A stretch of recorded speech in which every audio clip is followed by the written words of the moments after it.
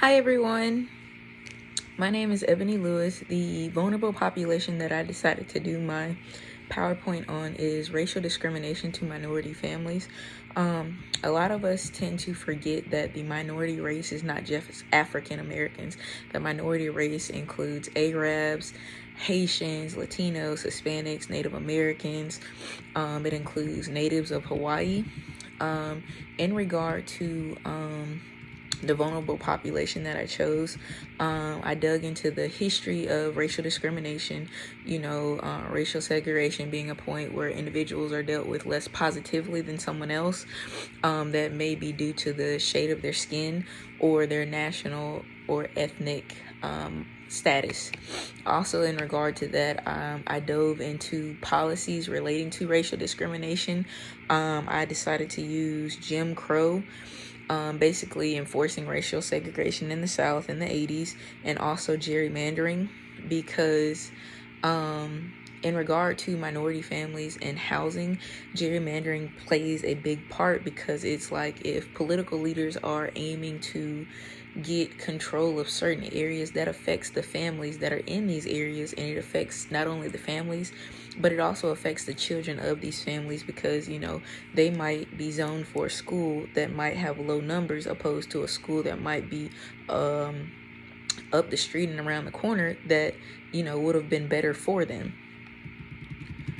I also decided to speak on why minority families are vulnerable, like what classifies them as vulnerable.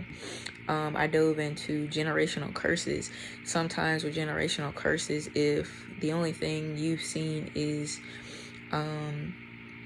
low budget housing, then you tend to do the same thing.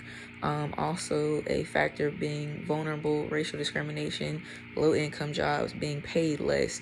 It's hard for you to keep a job. So if you can't keep your job, how are you supposed to afford living?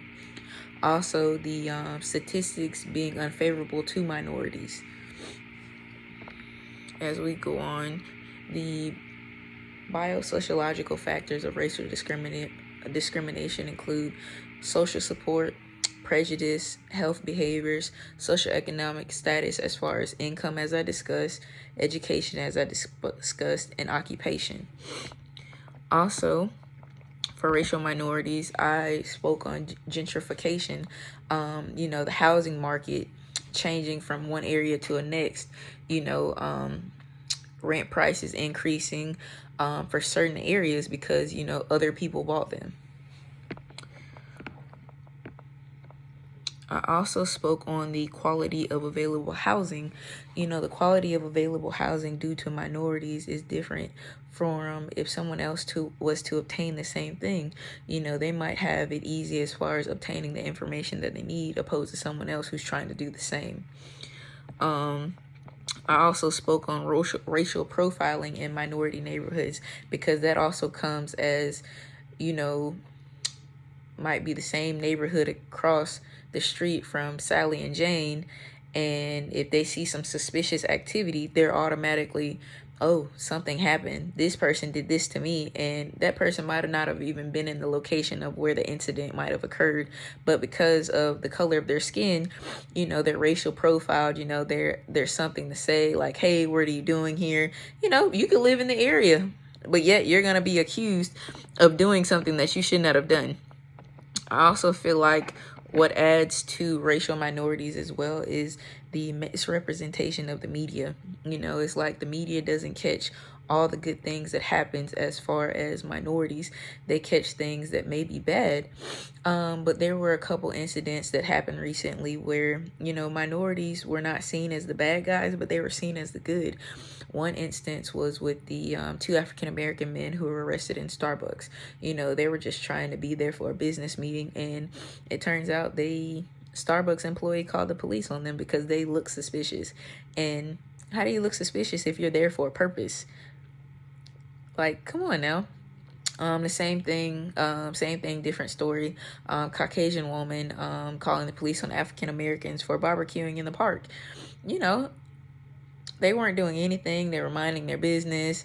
Even though it was something that was banned, they weren't harming anyone. So these examples there just showcase the good that happened. I also dove into minorities seeking medical treatment, why it may be different, for them than anyone else. I also spoke on the community resources for racial minorities, systematic changes coming from city and community leaders, advocating for change with the help of the community and these leaders, the importance of voting, and being in attendance for neighborhood meetings. In addition to that, I also spoke on the advocacy plan, to aid fundraisers for aid in these communities to help these families obtain help from community leaders, find individuals to come to the community and that can contest to the conditions of these areas.